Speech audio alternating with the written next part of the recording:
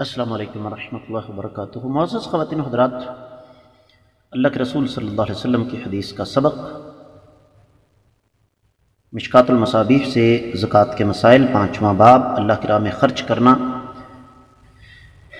اور 1897ویں حدیث ہے کتاب میں، 24ویں حدیث ہے باب میں۔ وعن ابی ذر رضی اللہ عنہ انہ استاذن علی عثمان فأذن له وبيده عصاه فقال عثمان يا كعب إن عبد الرحمن توفي وترك مالا فما ترى فيه؟ فقال إن كان يصل فيه حق الله فلا بأس عليه.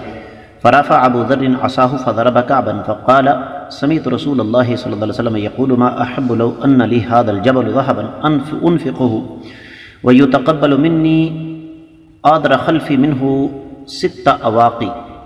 انشدک باللہ یا عثمان سمیتہ 3 مرات قال نعم رواہ احمد۔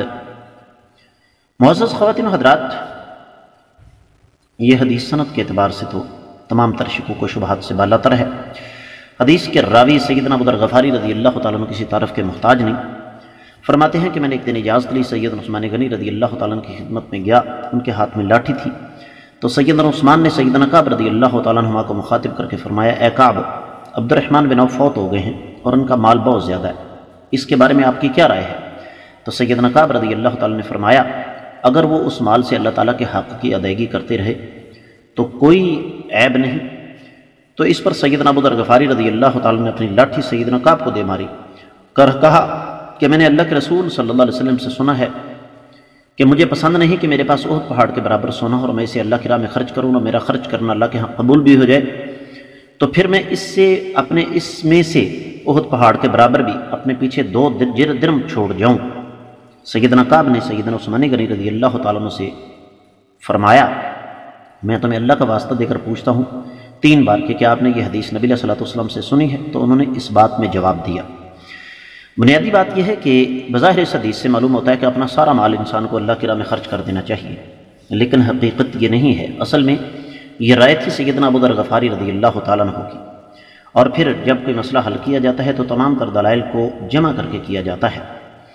تو دلائل کو جمع کرنے کے بعد ہمارے سامنے یہ بات آتی ہے کہ اگر آپ اللہ کی راہ میں اپنا مال خرچ بھی کرنا چاہتے ہیں تو زیادہ سے زیادہ اس کا 3 حصہ جو ہے وہ دے سکتے ہیں، اس سے زیادہ نہیں۔ 3 حصے سے زیادہ اللہ کی راہ میں نہیں دیا جا سکتا، کیونکہ وراثت بھی تو شریعت ہی کا حکم ہے۔ تو پھر نبی علیہ السلام کا فرمان کہ اپنے پچھلے وارثوں کو تم غنی چھوڑ کر جاؤ، یہ اس سے بہتر ہے کہ تم ان کو بھوکے ننگے چھوڑ کر جاؤ، کسی کے سامنے ہاتھ نہ پھیلائیں۔ تو میں امید کرتا ہوں کہ اس حدیث کا اصل مفہوم آپ کو اچھی طرح سمجھ آ گیا ہوگا۔